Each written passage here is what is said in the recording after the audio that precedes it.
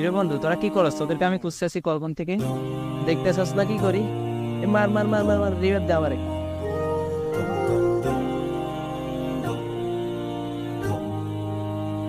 এই যে বন্ধু, দেখ দেখ ফিলিস্তিনে কি করুন অবস্থা। তুই কি বিষয়টা দেখলি?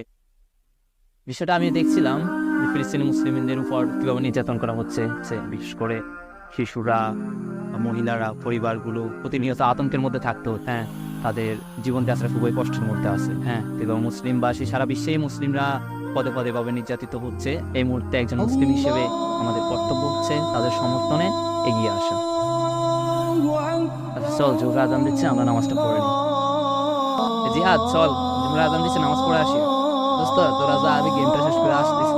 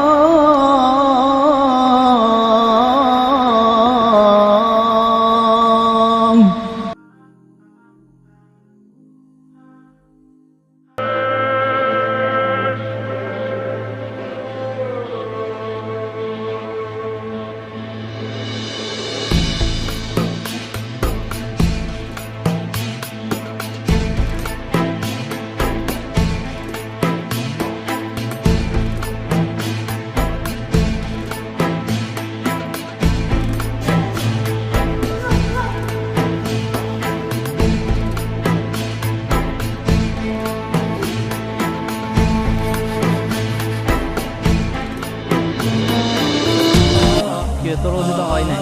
কেন হয়নি? অজুতে হাতের কনুই সহ ধোয়া খরচ, কিন্তু তোর হাতের কনুই সহ ধোয়া হয় নাই। এটা কোনো ব্যাপার না, আমি তো হাত ধুইছি। ওই যে ইমামটা আসতেছে, চলো ওনাকে জিজ্ঞেস করি। আসসালামু আলাইকুম ওয়া রাহমাতুল্লাহ। ওয়ালাইকুম আসসালাম ওয়া রাহমাতুল্লাহ। কি অবস্থা, কেমন আছেন আপনারা? দেখছিলাম কি নিয়ে যেন তর্ক করছিলেন।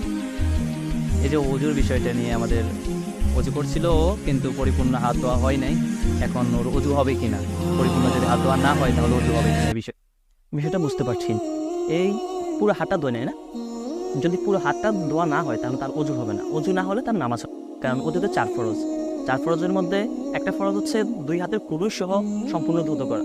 তো সে যদি কনুই সহ না ধোয় তাহলে তার অজু হবে না। অজুতে 4 ফরজ। নাম্বার 1, সমস্ত মুখ ভালো করে ধুত করা। নাম্বার 2, 2 হাতের কনুই সহ ধুত করা। নাম্বার 3, মাথার 4 ভাগের একবার মাথায় করা। নাম্বার 4, পায়ের গোয়ালি সহ টাকনুবিয়া সহ ধুত করা। এই 4 ফরজের ভিতরে এক ফরজ কিন্তু আমরা আগে বলছি 2 হাতের কনুই সহ ধুত করা। যেহেতু তুমি 2 হাতের কনুই সহ ধুত করো নাই, হাতের অর্ধেক ধুত করেছো, তাহলে তোমার অজু হবে না। আর অজু না হলে তোমার নামাজ হবে না। আমরা অজু করার সময় এই বিষয়গুলো একটু ভালো করে খেয়াল করবো। কারণ আমি যদি যে ইবাদতটা করতেছি সেই ইবাদত যদি নাই হয়, আমি করতে কোনো লাভ হচ্ছে না। আল্লাহ পাক রব্বুল আলামিন